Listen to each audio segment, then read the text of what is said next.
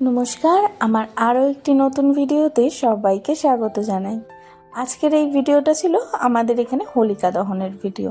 শুধু হোলিকা দহন না, হোলিকা দহন, দোল আর হোলি মিলিয়ে 3 দিনের ভিডিও। তো আমাকে এই দিদিটা এই প্রথমবার শিখিয়ে দিয়েছিল কি করে হোলিকা দহনের পুজো করতে হয়। তো আমিও কিন্তু এনার শিখিয়ে দেওয়া অনুযায়ী পুজোটা সেরে নিচ্ছিলাম। যেহেতু দোলের দিন চন্দ্রগ্রহণ, তাই জন্য এখানে কিন্তু সোমবারই আমাদের যেরকম ন্যাড়া পোড়া হয় ঠিক এরকমভাবেই হোলিকা দহন উদযাপন করা হয়েছিল। এই হোলিকা দহন বা আমাদের ন্যাড়া পোড়া দুটোই কিন্তু অশুভ শক্তির পরাজয় ঘটিয়ে শুভ শক্তির বিজয়ের প্রতীক। আর পৌরাণিক কাহিনী অনুসারে হিরণ্যকশিপুর পুত্র প্রহ্লাদের বিষ্ণু ভক্তির জন্য বোন হোলিকা, যার আগুনে না পোড়ার বর ছিল, তাকে দিয়ে পুত্রকে পোড়াতে চেয়েছিলেন তিনি। কিন্তু বিষ্ণুর কৃপায় প্রহ্লাদ রক্ষা পেয়ে যায়, আর এদিকে বোন কিন্তু সেই বর কাজ না হওয়ায় সেখানেই সেই আগুনে পুড়েই তিনি মারা যান।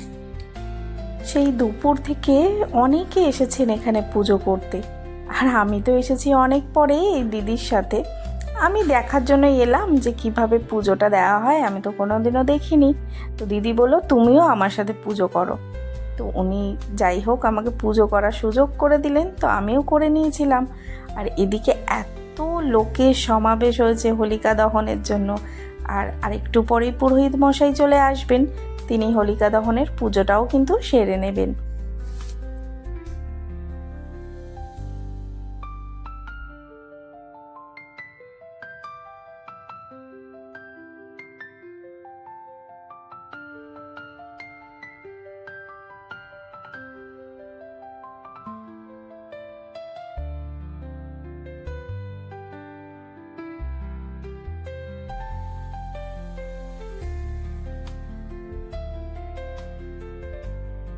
হোলিকা দহন তো এখানে শেষের মুখে, আর এখানে কিন্তু হোলিকা দহনের পরে আমাদের প্রসাদও খাইয়েছিল।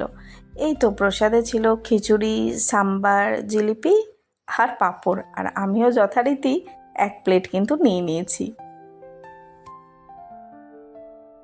পরের দিন সকাল সকাল মানে দোলের দিন তাড়াতাড়ি করে পুজোটা আগে সেরে ফেলেছি, কারণ আজকে তো গ্রহণ আছে, তো অনেকেই গ্রহণ মানেন, সেই জন্যই আর কি তাড়াতাড়ি আরও সারা। দেখুন কত ফুল পেয়েছি আজকে, আর সুন্দর করে সাজিয়ে নিয়েছি ঠাকুরটাকে, কারণ আগে তো ঠাকুরের পায়ে আবির ছোঁয়াবো সেই জন্য। আর ছোটোবেলায় মনে আছে কতক্ষণে ঘর থেকে বেরিয়ে আগে রং খেলতে যাব, এটা তারা যেন একদম সকাল থেকে উঠে থাকতো। কোনো রকমে বাবা ঠাকুরটাকে পুজো দিত, আর তাড়াতাড়ি ঠাকুরকে আবির ছুঁয়ে চলে যেতাম রং খেলতে। আমি যদিও 2 দিন ধরেই কিন্তু রং খেলতাম, মানে দোলের উৎসবও করতাম আবার হোলি উৎসবও করতাম, তো দুটোইতেই বেশ ভালো মজা করতাম। কিন্তু এখানে তো দোলেতে কেউ খেলে না, শুধু হোলিতেই খুব ভালোভাবে কিন্তু এখানে খেলা হয়। তাই দোলের দিন সকাল সকাল পুজো সেরে নিয়েছিলাম, আর কোনো কাজ ছিল না, কারণ এখানে তো রং মাখবে না কেউ।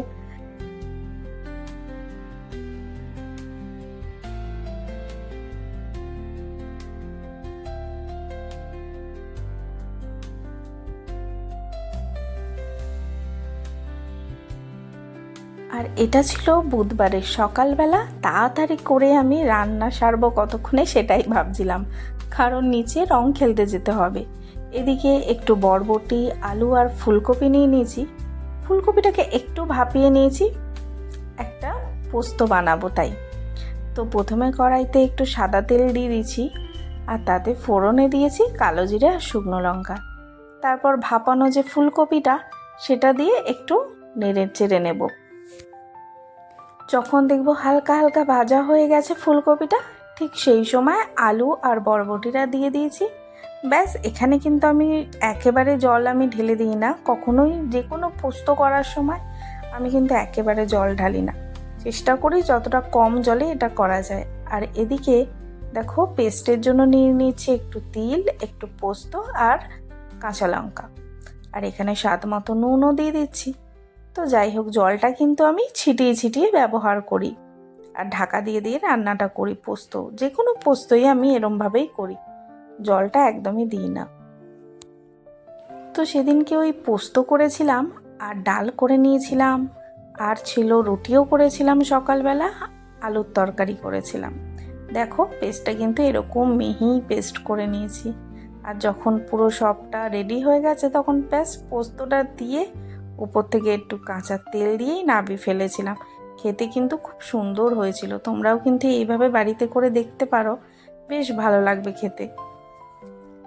আমি সেদিন মোটামুটি 9:30টার মধ্যে প্রত্যেকটা রান্না সেরে ফেলেছি, কারণ ওই যে দোল খেলতে যাব সেই জন্য। আর এদিকে দেখো ডালটাও হয়ে গেছে, একদম পাতলা করে মসুর ডাল করেছিলাম। একটা আলুর তরকারিও করেছি, কারণ আমার বরকে অফিসে এটা দিয়ে দিয়েছিলাম, আলুর তরকারি আর রুটি। আর এদিকে নিচে নেমে পড়েছি দোল খেলতে। দেখো সব এক একটা ভূত হয়ে বসে আছে, আর বাচ্চাগুলোর যে এত আনন্দ সে তো বলার মতো না। আর এদিকে গানও বাজছিল আর সাথে সমান তালে নাচ চলছে।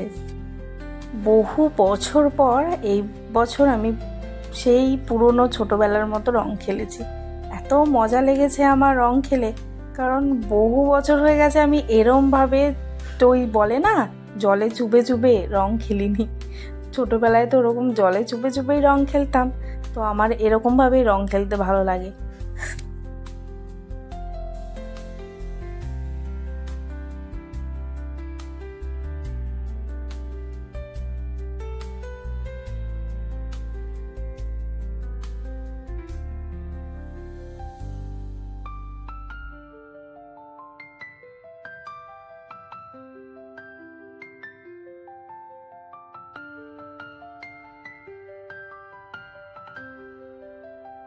আজকের ভিডিওটা কেমন লাগলো অবশ্যই কিন্তু কমেন্ট করে জানাবেন।